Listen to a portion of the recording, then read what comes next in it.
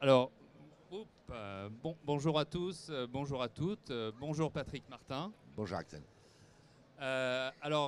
Patrick, vous êtes le président du groupe Martin Bellessoud, donc une belle entreprise familiale, leader français et européen, mais français déjà.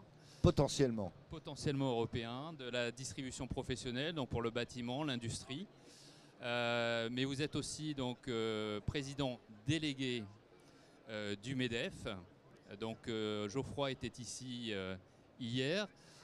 Et pour la première fois, le MEDEF est présent à Vivatech. Est-ce que vous pouvez nous en dire plus sur cette présence, les objectifs poursuivis par le MEDEF et la REFNUM, et puis voilà, plus largement votre intérêt pour cette actualité technologique et numérique? Alors le MEDEF, sous l'impulsion de Geoffroy Roux de Bézieux, qui effectivement était là hier, s'est doté d'une raison d'être qui est à agir ensemble pour une croissance responsable. Je rebondis sur deux termes, croissance et responsable. On a la conviction, enfin c'est notre responsabilité, c'est le devoir du MEDEF à l'égard des 190 000 entreprises, grands groupes, ETI, PME, que d'être un impulseur, un éclaireur, un pédagogue. Non pas que ces entreprises, par elles-mêmes, par leur fédération professionnelle, ne soient pas conscientes de ce qui se passe autour de nous, mais on doit apporter un plus.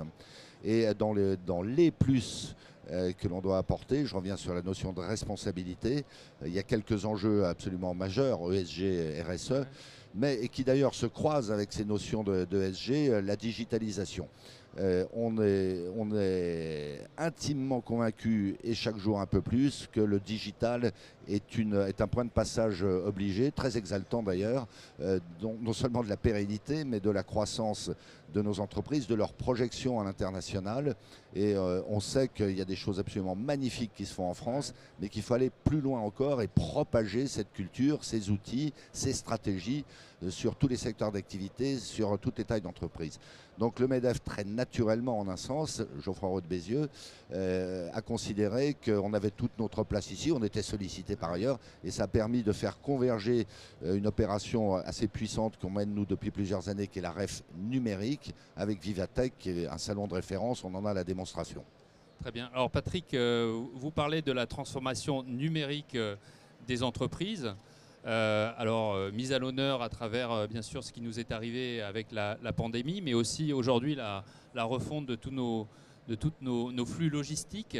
Est-ce que le MEDEF est actif pour aider les entreprises de toute taille, mais en particulier les ETI, pour les aider à rentrer dans cette transformation numérique, à trouver les bons outils, les bons moyens d'accompagnement, voilà, réussir cette transformation? Oui, alors j'ai parlé à l'instant de pédagogie, de sensibilisation, mais là je pense que le job est fait et que dorénavant l'immense majorité des chefs d'entreprise et de leurs équipes sont conscients que la digitalisation est un enjeu absolument central.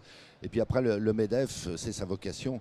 Le MEDEF agit sur un certain nombre de leviers. On a des enjeux essentiels, par exemple, sur les compétences, les formations. On a été très vocaux, je dirais, notamment dans le cadre de la campagne présidentielle, pour attirer l'attention des pouvoirs publics sur la nécessité de former beaucoup plus d'ingénieurs, de remettre à l'honneur dans les lycées les disciplines scientifiques et techniques. Donc je crois que ça va être très fondateur, même totalement fondateur pour l'ensemble des secteurs d'activité et des enjeux que dans les prochaines années, on se redote de compétences par la formation professionnelle, par la formation initiale. Par ailleurs, on agit beaucoup, c'est notre job, on agit beaucoup auprès des pouvoirs publics pour que les dispositifs d'accompagnement, y compris les dispositifs d'accompagnement financiers, soient les plus pertinents, soient les plus puissants possibles et interconnectés en définitive ce que les pouvoirs publics, politiques, les administrations centrales conçoivent souvent à notre initiative pour les porter auprès des entreprises de sorte qu'elles se les approprient. Et puis on a une action plus générale, je dirais, à travers tout ce que l'on porte et qui donne des résultats sur les impôts de production. Parce que tout ça, c'est bien gentil, c'est des investissements, c'est des embauches. Donc si les entreprises ne se dotent pas, si on ne les aide pas à se doter des capacités financières qui leur permettront de transformer l'essai, on parle pour ne rien dire. Voilà, donc on est sur tous ces enjeux-là, avec cette finalité globale de performance, de compétitivité et d'innovation dans nos entreprises. D'accord. Alors, pour faire le point sur la maturité digitale des entreprises, vous avez fait une étude. Comment vous jugez cette maturité? Et peut-être c'est l'occasion aussi de faire aussi la transition avec votre propre groupe, votre propre entreprise, qui est quasiment bicentenaire, hein, je crois 1829, création du groupe Martin Bellessoud. Alors nous, KPMG, nous sommes que centenaires. Nous fêtons nos 100 ans cette année. À ce seul titre, vous me devez le respect. Voilà. Mais peut-être à travers votre exemple aussi, c'est intéressant de voir comment cette transformation peut aider un groupe bicentenaire à accélérer sa croissance, x2 en 5 ans, et encore plein de belles choses à venir. Alors deux questions dans la question. Oui, il y en a deux. Alors effectivement, avec le BCG, je parle du BCG parce que je sais que KPMG entretient une bonne relation confraternelle et complémentaire en définitive avec le BCG. C'est l'occasion de vous remercier de votre accueil. Alors je prends mes anti-sèches parce que ma mémoire étant défaillante, je n'ai pas mémorisé tous les chiffres. Je vous les donne. C'est donc le fruit de cette enquête auprès d'un échantillon représentatif, on va dire, d'entreprises. 50% de ces entreprises n'ont pas encore pris conscience du potentiel de valorisation des données. On sait que c'est un enjeu absolument colossal. J'en dirai un mot s'agissant de ma propre entreprise. 10% seulement disent avoir bénéficié d'aide dans le cadre du volet numérique du plan de relance. J'évoquais l'action du MEDEF auprès des pouvoirs publics pour mettre en place des dispositifs. Celui-ci a été mis en place. On ne tire pas suffisamment dessus. Il va falloir le faire. C'est quand même rageant d'avoir des moyens disponibles et de ne pas les utiliser. Et alors même que 42% de ces entreprises expriment un besoin de financement pour financer leur transformation numérique. Voilà, j'arrête de vous asséner des chiffres, mais la lecture qu'on peut avoir de ces chiffres, c'est quand même qu'il y a des progrès considérables qui ont été menés, déjà dans les décisions, dans la maturation des décisions et la prise de ces décisions, ensuite dans la mise en œuvre de ces décisions.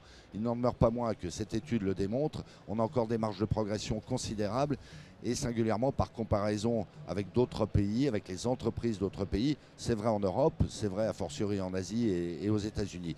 Donc il y a nécessité d'accélérer et ce qu'on fait tous ici aujourd'hui va exactement dans ce sens. Alors dans ma propre entreprise, je ne veux pas dire qu'elle est exemplaire, hein. Je ne me permettrai pas, mais effectivement, c'est assez, je pense que c'est malgré tout assez édifiant qu'une entreprise bientôt bicentenaire, dans un secteur d'activité qui peut passer pour assez traditionnel. Notre job principalement, c'est de mettre à disposition de clients de l'industrie du bâtiment, 100 000 clients livrés tous les jours, et généralement en J+1, des produits, et on peut se dire, qu'est-ce qu'il y a de digital là-dedans ? Et sans avoir été précurseur, moi j'ai décidé il y a déjà une quinzaine d'années qu'il fallait au contraire qu'on s'empare de ce sujet-là, aussi ancienne que soit l'entreprise, aussi traditionnelle que soit le secteur. Et ça a pris différentes formes. D'abord une offensive très résolue, et je dois le dire fructueuse, sur les ventes digitales. Et puis par ailleurs un travail plus fondamental sur la donnée. Alors je ne vais pas dire qu'on fait de l'intelligence artificielle, on n'en est pas encore là, puis chacun met dans ce terme ce qu'il veut, hein. On n'est pas dans le high-tech, on n'est pas dans le spatial. Bon.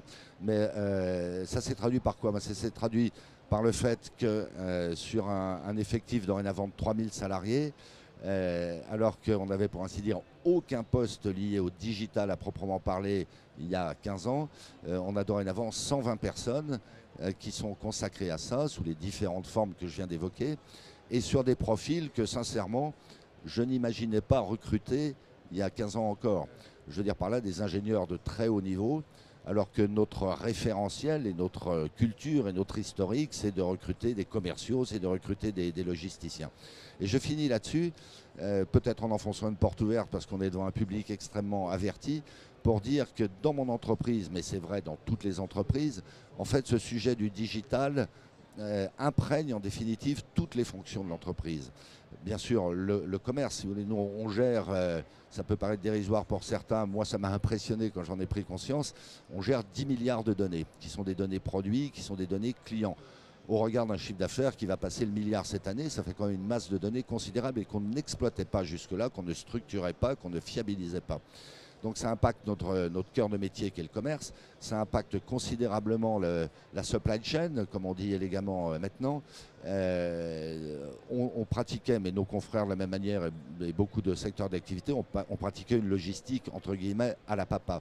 Dorénavant, notre logistique est fondée bien sûr sur des outils physiques, mais tout autant, et j'allais dire dorénavant presque plus, sur l'exploitation des données pour tracer les produits, pour assurer la fiabilité, pour mesurer la productivité. Et puis bien évidemment, c'est fondateur pour notre marketing, puisqu'on va, comme tous d'ailleurs, on va vers des approches beaucoup plus fines, beaucoup plus segmentées, beaucoup plus réactives. Et enfin, il y a le sujet, parce qu'on a nous-mêmes fait l'objet, comme malheureusement beaucoup d'entreprises, on a fait l'objet d'attaques, le sujet de la cybersécurité. On a beau être dans un secteur traditionnel, notre siège social a beau être en province à Bourg-en-Bresse, on a été repéré, comme à nouveau beaucoup d'autres, et on a été attaqué. Donc voilà, ça devient un enjeu absolument central, et à vrai dire très excitant, sous réserve qu'on trouve les compétences. Très bien, alors merci Patrick pour cela. Alors on a beaucoup parlé de technologie, de data, de transformation numérique des entreprises. Alors chez KPMG, on vient de passer entreprise à mission il y a quelques semaines. Et puis notre campagne sur la technologie, puisqu'on a des équipes qui accompagnent nos clients sur ces enjeux de technologie, la tagline c'est l'humain au service de la technologie ou la technologie au service de l'humain. Et donc on met cette notion de l'homme, j'allais dire, au cœur de notre projet de transformation interne, mais aussi pour nos clients. Donc ça recentre aussi l'entreprise sur ces sujets d'engagement citoyen, sur ce sujet de l'ESG, la fameuse croissance responsable que vous portez aussi avec le MEDEF. Voilà, comment vous réagissez autour de ce sujet de l'humain, de l'ESG, en plus des exigences de transformation numérique et technologique? Alors je vais essayer de répondre au titre de ma... C'est un peu large. Hein, mais... Ouais, non, je vais essayer de répondre au titre de ma double vie avouable, hein, parce que l'essentiel de mon temps est consacré au MEDEF, mais je m'intéresse encore à mon entreprise que j'essaie de faire accélérer et ça se traduit un peu dans ses réalisations. Au MEDEF, c'est peut-être pas inintéressant de le rappeler, on a pris un virage sous l'impulsion de Geoffroy dès son élection. Il faut dire les choses, la majorité de nos adhérents, ces fameuses 190 000 entreprises que j'évoquais tout à l'heure, étaient assez réticentes à l'égard de tout ce qui, de près ou de loin, introduit par la loi Pacte, s'appelait raison d'être ou entreprise à mission.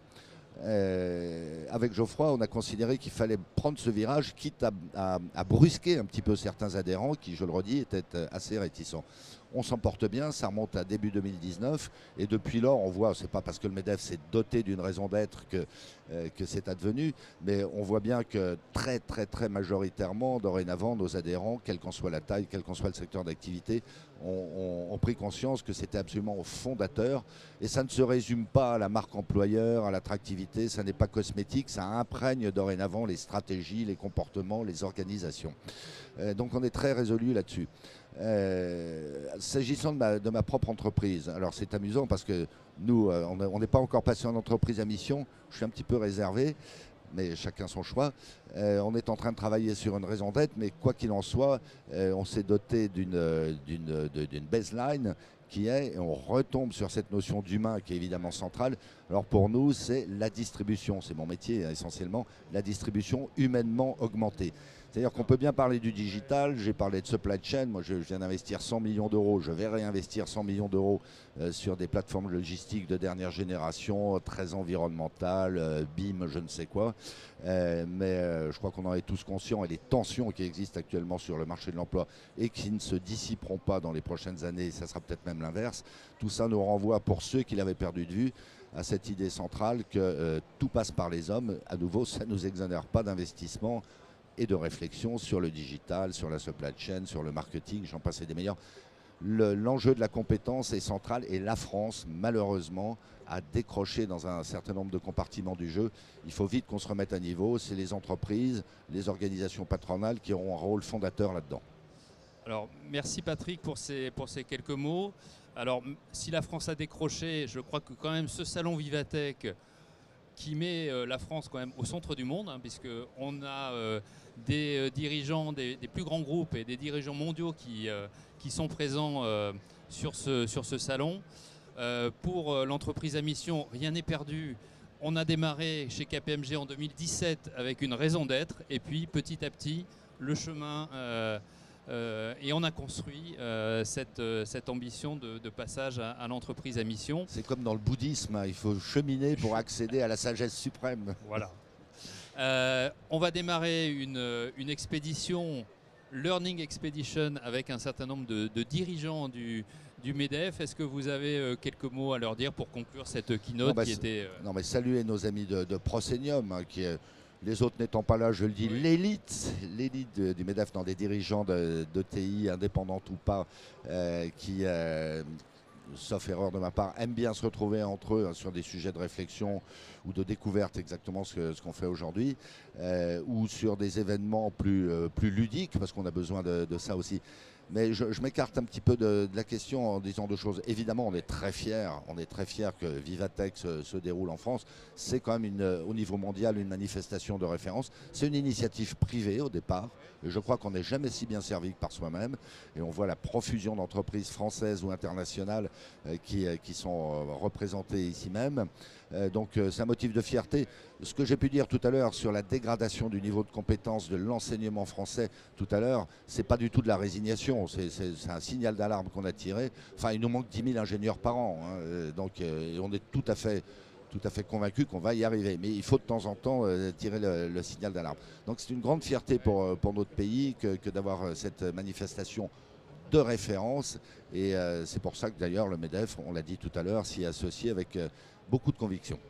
Très bien. Ben, il me reste à vous remercier, Patrick. Et puis on va démarrer notre expédition dans ce salon.